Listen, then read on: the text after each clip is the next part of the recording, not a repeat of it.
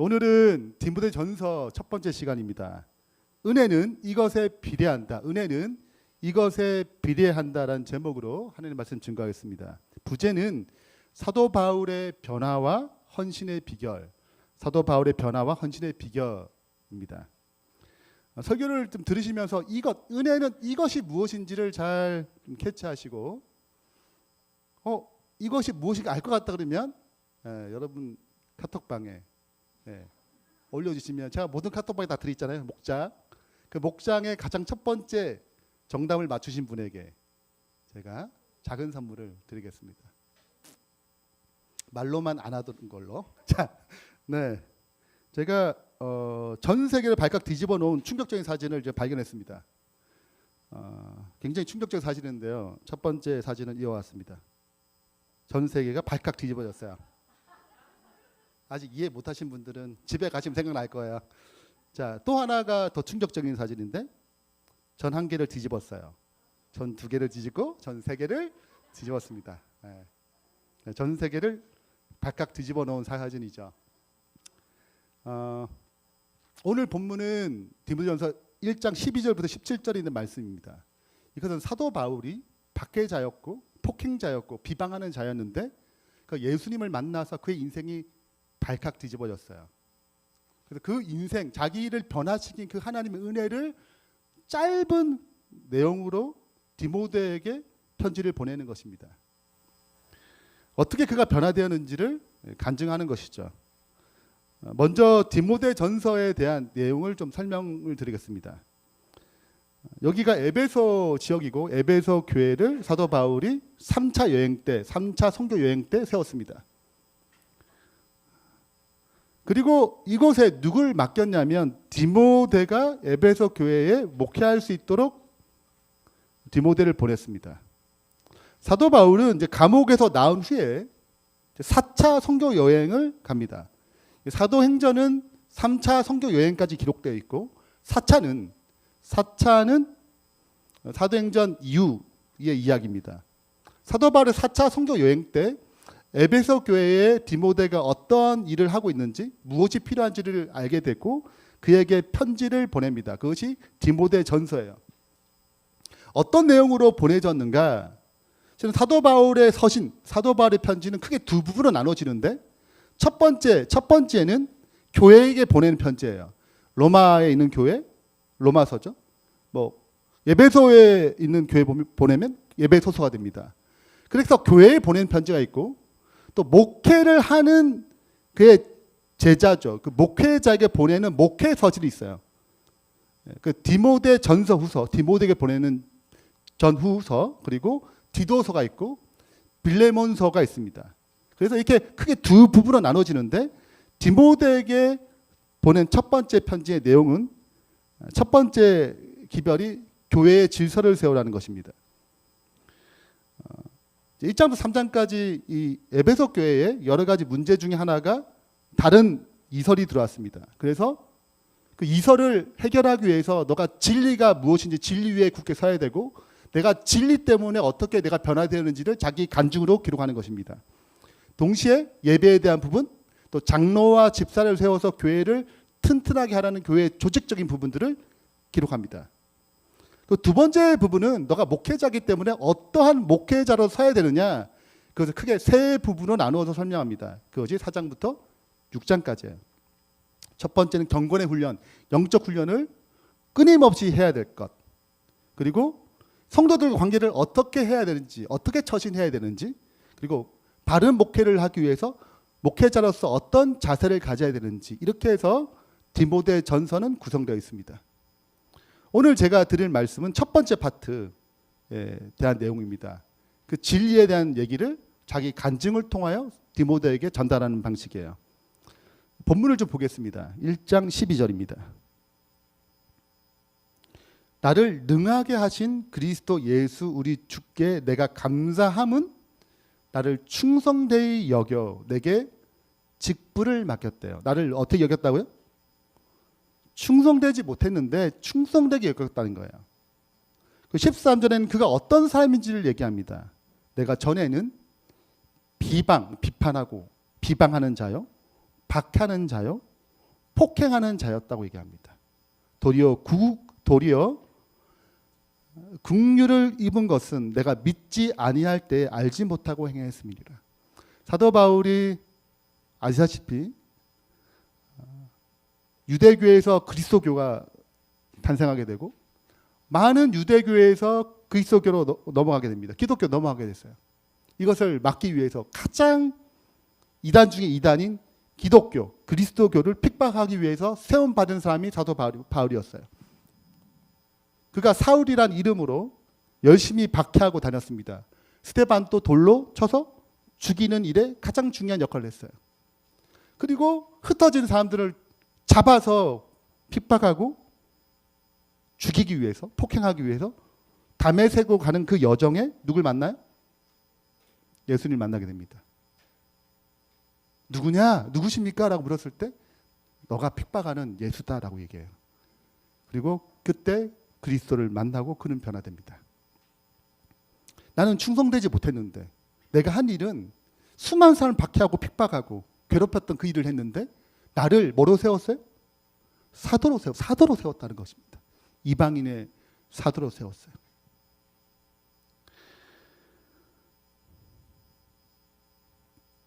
제가 이제 웹툰이에요. 감동 실화 웹툰. 네. 실제로 있었던 이야기를 이제 짧게 웹툰을 만든 내용인데요.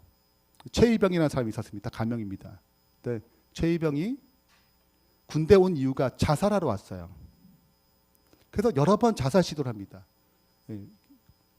군화의 그 신발끈을 목에 매거나 또 날카로운 것을 가지고 손목을 긁거나 때로는 이제 옥상 같은 데서 뛰어내리거나 여러 가지를 하려고 시도할 때마다 여러 번 실패했어요. 군대는 난리 났죠. 지금 뭐 하러 왔대요? 자살하러 죽으러 왔대 군대를. 왜? 뭐 이게 뭐 전쟁통에 죽는 것도 아니고 아예 작정하고 오는 거예요. 난리 난 것입니다. 이를 여러 가지 방법을 써서 이제 진정시키고 상병이 이 상병이 그래 아예 붙었습니다. 딴짓하지 못하도록.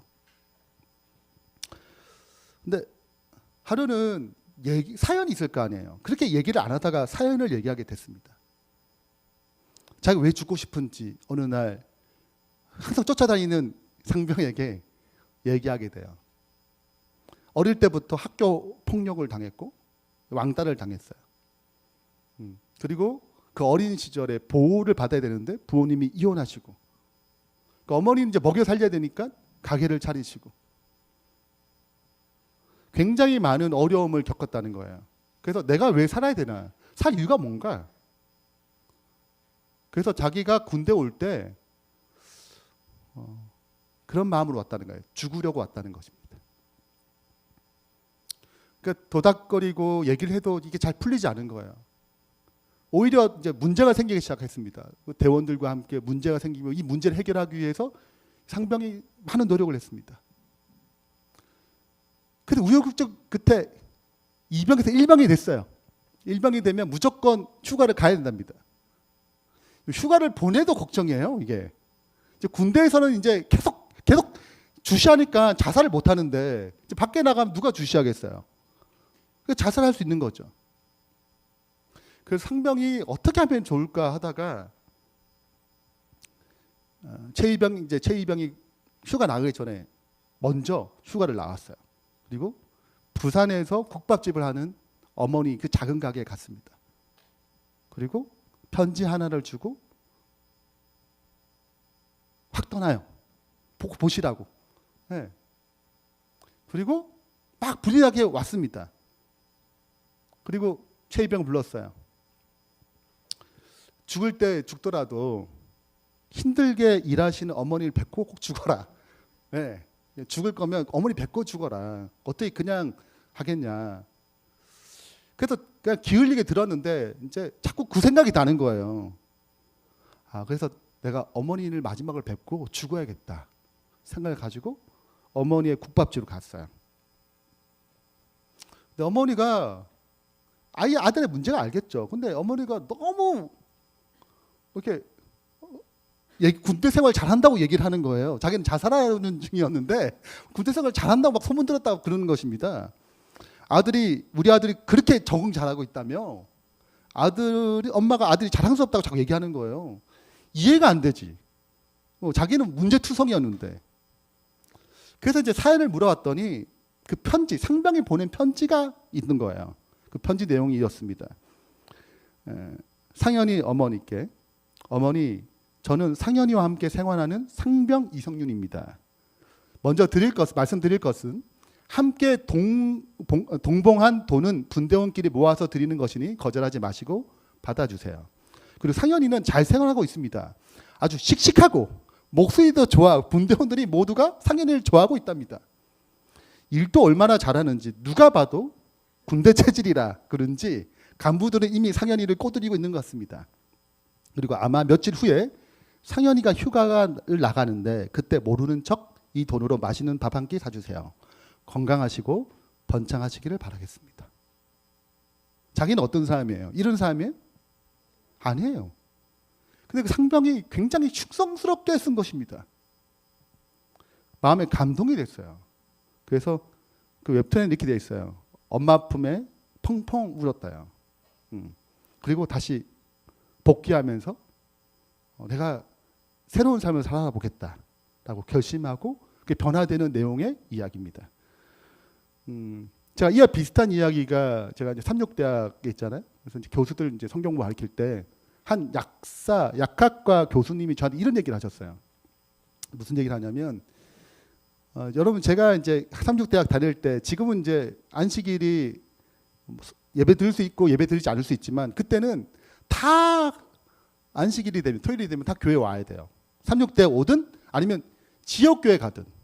그리고 지역교회 가면 출석 체크를 해줘야 돼요. 담임 목사님 사인이나 교회 출석 잘합니다. 이거 있어야 돼요. 그래야지 패스가 되거든요.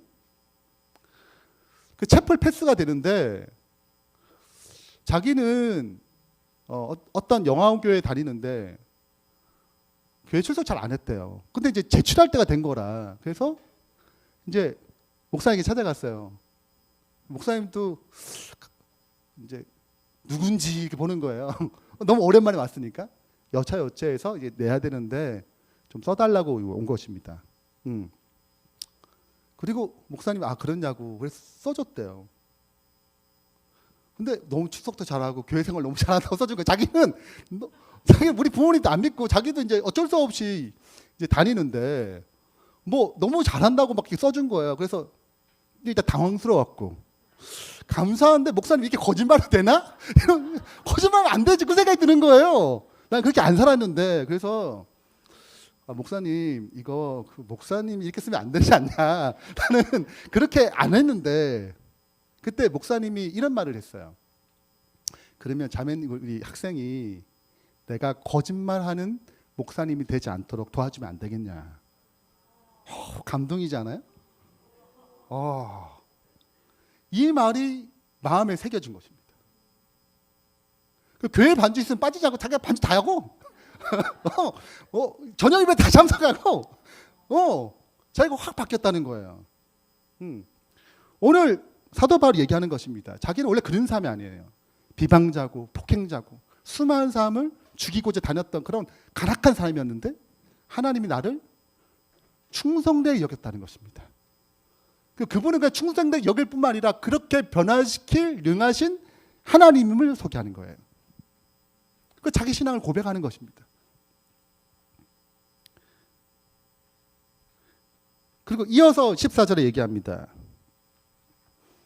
우리 주의 은혜가 그리스도 예수 안에 있는 믿음과 사랑과 함께 넘치도록 풍성하도다. 낙하던 사람에게 풍성하게 임했다는 것입니다. 그리고 하나의 진리를 얘기합니다. 15절입니다. 미쁘다, 믿음직하다. 모든 사람이 받을 만한 이 말이여. 그리스도 예수께서 죄인을 구원하시려 세상에 임하셨도다. 누구를 구원하시려? 죄인에게 복음인 것입니다. 죄인을 구원하러 오셨어요. 그래서 이어서 얘기합니다. 죄인 중에 누가 괴수예요? 내가 괴수였다예요? 괴수니나예요?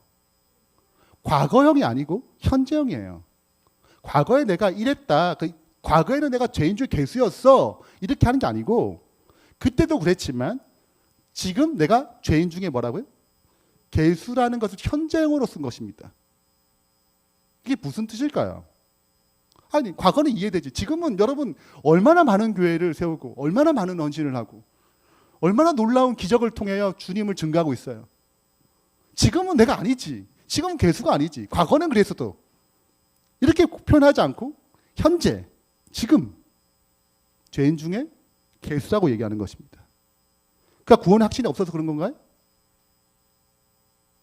그렇지 않죠. 이 말의 의미가 뭘까요? 성화된 생애라는 책에 이렇게 기록하고 있습니다. 그리스도의 품성대로 살기 위해 마음을 더욱 연마하고 예수님처럼 살기 위해서 마음을 연마하고 그리스도의 거룩한 형상에 더 가까이 나아가면 나갈수록 더욱 뚜렷이 흠없는 완전함을 분간할 것이며 더 깊이 자신의 결점을 느끼게 될 것이다. 사람이 우리 구주에게서 멀리 떨어져 있으면 있을수록 저희 눈에는 자신들의 더욱더 의롭게 보일 것이다. 그분이 떨어지면 떨어질수록 자신이 굉장히 착하고 굉장히 의롭게 보인다는 거예요. 그러나 그리스도를 더 깊이 알면 알수록 더 밝은 빛 가운데 걸어가기 때문에 의인의 길은 돕는 햇살 같아서 가면 갈수록 뭐 하는 것입니까? 더 선명하게 보이는 거예요. 우리도 아시다시피 여기에 밝은 빛, 태양빛이 들어오면 굉장히 깨끗하게 보이지만 먼지가 가득한 걸 보게 되죠. 더 밝은 빛 가운데 내가 전혀 알지 못했던 죄의 악함, 나도 인식을 하지 못했던 죄된 행동들 보이는 것입니다. 그분을 바라봄으로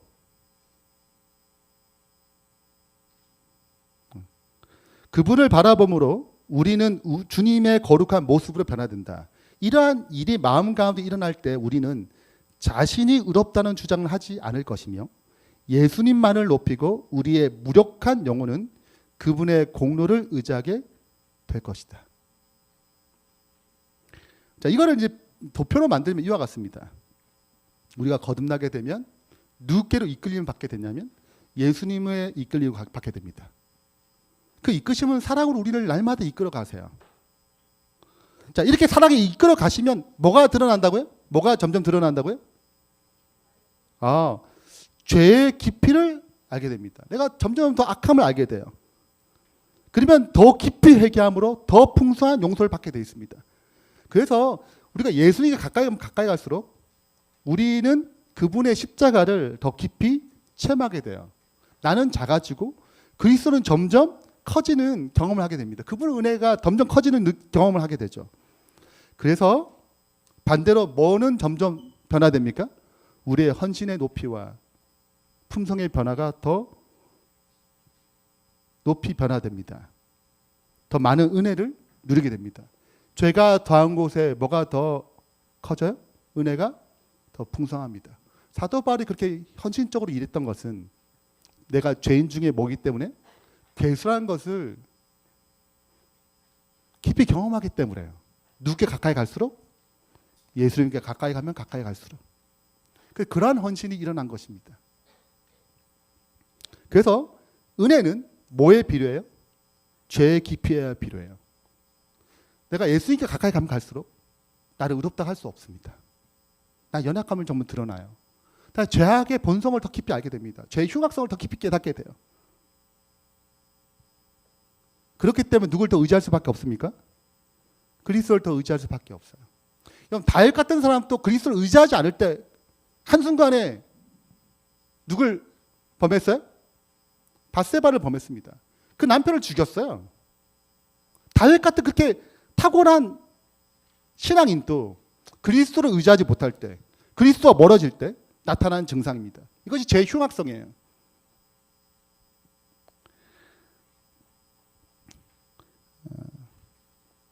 우리가 이제 오늘 수요처럼 제자 훈련을 하게 되면 제자 훈련 간증문을 쓰거든요. 제가 한 간증문에 한 집사님이 쓰신 그 간증문 일부 좀 읽어드리겠습니다. 제자 훈련 1단계 중반쯤 복음의 본질에 대해서 공부할 때 그동안 제가 하나님의 일을 한다고 하면서 얼마나 복음과 상관없이 살았는지 알게 되었습니다. 자신이 얼마나 교만하고 이기적이었는지, 무림만 그리스도인으로 살고 있었는지 저를 보게 되면서 눈물로 슬픈 마음으로 하나님 앞에 회개하게 되었습니다. 그러자 믿음의 생기가 어디서 나타났는지 저도 이 말씀을 누군가에게 나누어 주어야겠다는 생각이 들게 되었고, 제자 훈련하면서 느낀 감동적인 이야기들을 다른 사람들에게 만날 때마다 자꾸 하게 되었습니다. 자, 우리가 주님을 더 깊이 알게 되면 뭘 알게 돼요? 내 행동에 여러 가지 잘못된 부분들을 보게 됩니다. 이기적인 것들이 있었던 걸 보게 되고 교만한 것을 보게 돼요. 이게 누가 역사하신 거예요? 예, 하나님의 역사의 은혜입니다. 그러면 더 이상 나를 신뢰하지 않게 되고 누굴 신뢰하게 됩니까? 그리스도를 신뢰하게 됩니다. 그분만 의지하게 돼요. 이 그림은 마리아가 향유 옥합을 주님께 깨뜨리고 발을 씻는 장면입니다. 300데나리온이에요. 알다시피 한 데나리온이 하루 품삯이니까 한 10만 원 정도 생각하면 약 3천만 원짜리 한 1년 월급 되는 그것을 한 번에 주님께 드렸어요. 주변의 사람들이 그랬습니다. 아, 이거 허비 아니냐? 뭐 그 3천만 원짜리 이렇게 드리냐? 그 가난한 사람 나눠줘야지. 그렇게 웅성웅성거릴 때 그 옆에 시몬이라는 바리새인이 있었습니다. 이 시몬의 집에서 지금 잔치를 벌이는데 시몬이 이렇게 생각했어요. 어떻게 저 죄인의 드리는 이 향유, 그리고 저 죄인이 머리카락으로 예수님 발을 씻잖아요. 그걸 어떻게 그냥 두시지? 용납하시지? 이런 생각을 했습니다. 그때 예수님께서 하신 비유, 그러니까 누가복음 7장에 기록되어 있어요. 예수님이 얘기하십니다. 한 사람에게서 500데나리온 빚진 자가 있었고 50데나리온 빚진 두 사람이 있었다라고 얘기해요. 500데나리온은 한 5천만 원, 50데나리온은 한 500만 원 정도 됩니다. 이게 5천만 원 빚진 자와 500만 원 빚진 자가 있었어요. 근데 너무 가난해. 갚을 능력이 없어. 바두. 그래서 두 사람에게 빚을 안 갚아도 된다고 다 탕감해 줬어요. 좋아요, 안 좋아요? 5천만 원 빚, 500만 원 빚 다 탕감해 줬어요. 고마운 마음 생길까요? 고맙죠. 감사한 마음 생기죠. 그때 묻습니다. 근데 이 두 사람 중에 누가 주인에게 더 고맙다는 마음, 더 사랑하는 마음이 생기겠냐?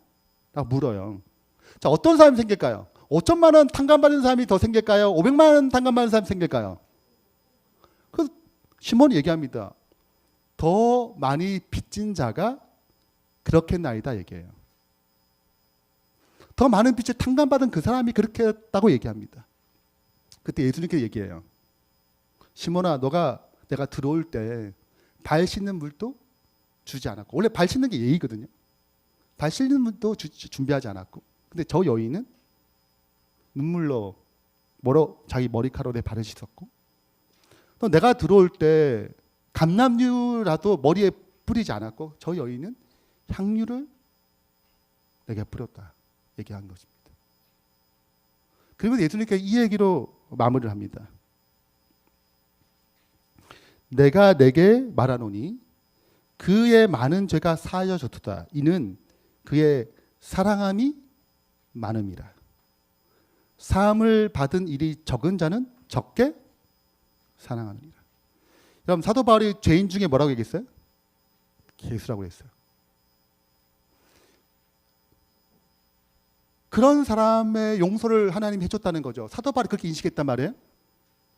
그의 모든 헌신은 여기서부터 비롯되는 것입니다. 여러분은 어떻게 생각하십니까? 나 스스로에 대해서.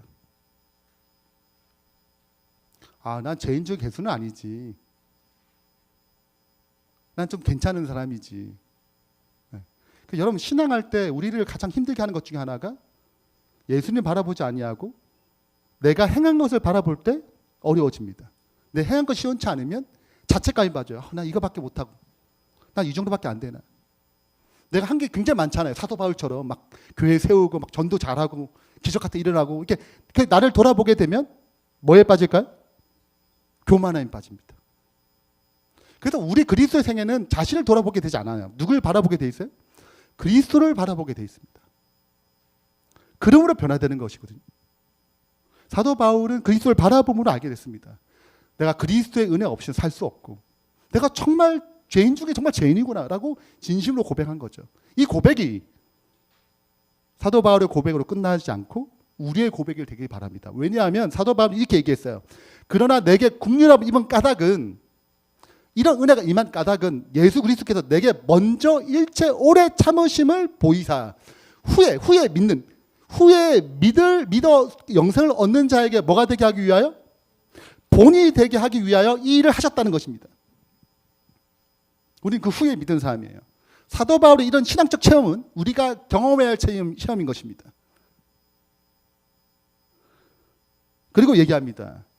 17절 영원하신 왕 곧 썩지 아니하고 보이지 아니하고 홀로 하나이신 하나님께 존귀와 영광이 영원 무궁하도록 있을지어다. 아멘. 우리가 하늘에 올라가게 되면 예수님이 우리를 맞을 거예요. 그리고 뭐라고 말씀하실까요?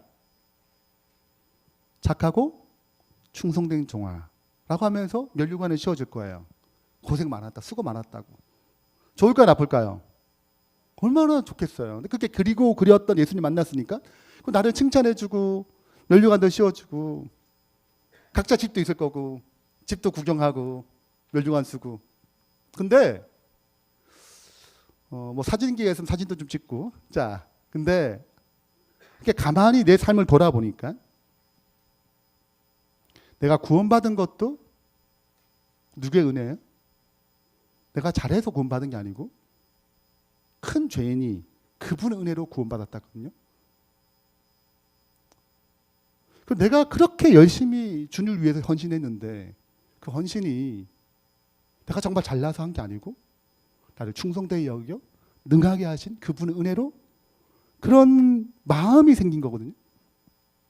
그분이 나를 통해 이루신 일이죠. 그렇기 때문에 다시 이 받은 면류관을 누구에게 드립니까? 다시 하나님께 드립니다. 그리고 누가복음 17장 10절에 고백을 해요. 종이 자기 하는 일을 다 한 후에 종이 할 말은 나는 무익한 종입니다. 그렇게 일을 많이 했는데 그렇게 많은 역사를 이루었는데 내가 주님 앞에 고백할 이유는 뭐밖에 없어요? 나는 무익한 종입니다. 그런 고백이 어떻게 나와요? 누가 하신 거예요? 예수님께서 그의 마음에 사로잡아서 그의 마음을 사로잡아서 그를 통해 그분이 이루신 일이기 때문에 나를 돌아볼 때 나는 정말 무익한 종이구나. 그분이 그 일을 이루셨구나 라고 고백하는 것입니다. 오늘 우리의 고백이 그러한 고백으로 가득 차길 바랍니다. 그래서 이 교회가 나를 높이는 곳이 아니고 그리스도만을 높이는 교회가 되길 바랍니다. 결론을 맺겠습니다. 은혜는 이것으로 비례합니다. 죄의 깊이와 비례합니다. 내가 더 깊이 죄를 깨달을수록 우리는 그분을 더 깊이 사랑할 것입니다. 내가 어떤 존재임을 알수록 우리는 자랑할 수 없어요. 그분의 은혜이기 때문에 그렇습니다. 그래서 구원의 은혜는 죄에서 건진받으면 끝나지 않고 주님의 일에 참여하는 동력자까지 이어지게 만듭니다. 헌신자가 되게 만들어요. 그리고 이어서 주님께 가까이 가면 갈수록 죄의 깊이와 비례하여 더 풍성한 은혜를 알게 되어 자신을 높이지 않고 주만 높이는, 주를 위해 희생을 아까워하지 아니하는, 그 마리아가 300데나리온을 드릴 때 아까워하지 않았어요. 감사로 은혜로 가득 찼습니다. 오늘 그러한 은혜의 축복이 오늘 우리에게 풍성히 임하기를 바라면서 말씀 마치겠습니다.